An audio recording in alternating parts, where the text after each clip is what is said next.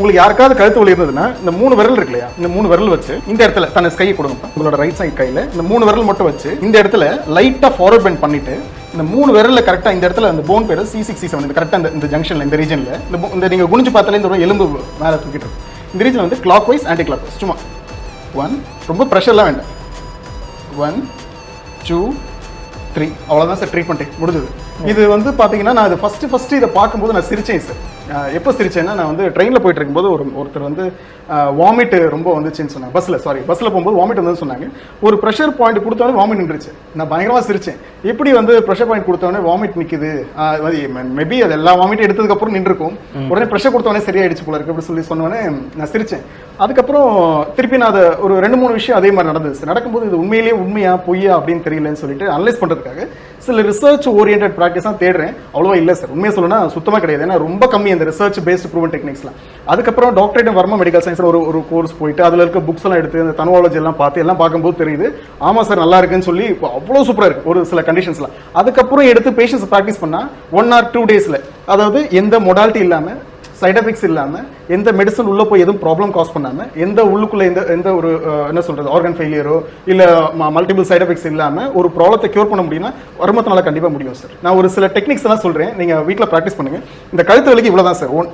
இந்த clockwise, anti clock wise 3 times, again clock wise 3 times போதும் sir. இவ்வளோ பண்ண போதும், இவ்வளோ தாராளமாக போதும் சார். ரொம்ப அழுத்தி வேண்டாம். அதில் நிறைய இருக்கு, அதாவது கால் மாத்திரை, அரை மாத்திரை, முக்கா மாத்திரை அப்படின்னு ஒரு கதை இருக்கு.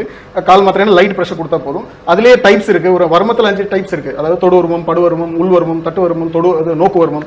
இந்த வருமம் அதுக்குள்ள ஒரு டைப்ஸ் போயிட்டே இருக்கும். இந்த ஜென்ரல் கிளாசிஃபிகேஷனை விட்டுட்டு நான் கண்டிஷனுக்கும் அந்த ட்ரீட்மெண்ட் மட்டும் சொல்லித்தரேன். இது முடிஞ்சது சார்.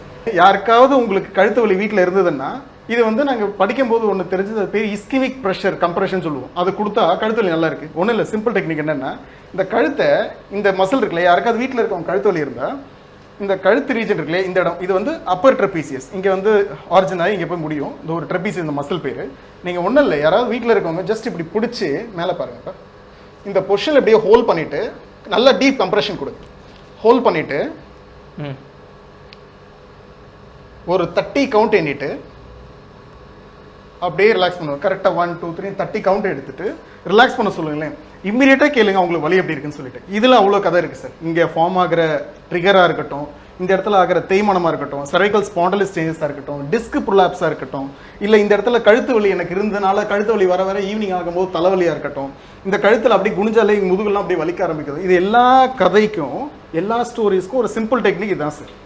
இந்த இடத்துல ஜஸ்ட் இப்படி பிடிச்சிட்டு ஹோல்ட் பண்ணுங்க. வீட்டில் யாருக்காவது கழுத்து வலி இருக்கவங்களுக்கு ஃபிசியோ, எக்ஸசைஸ், ஸ்ட்ரெச்சஸ் மேலே எதுவுமே வேண்டாம். அதாவது ஜென்ரல் மெக்கானிக்கல் பெயின். நான் திருப்பி சொல்றது ப்ராப்ளம் இருக்கான்னு பாருங்க.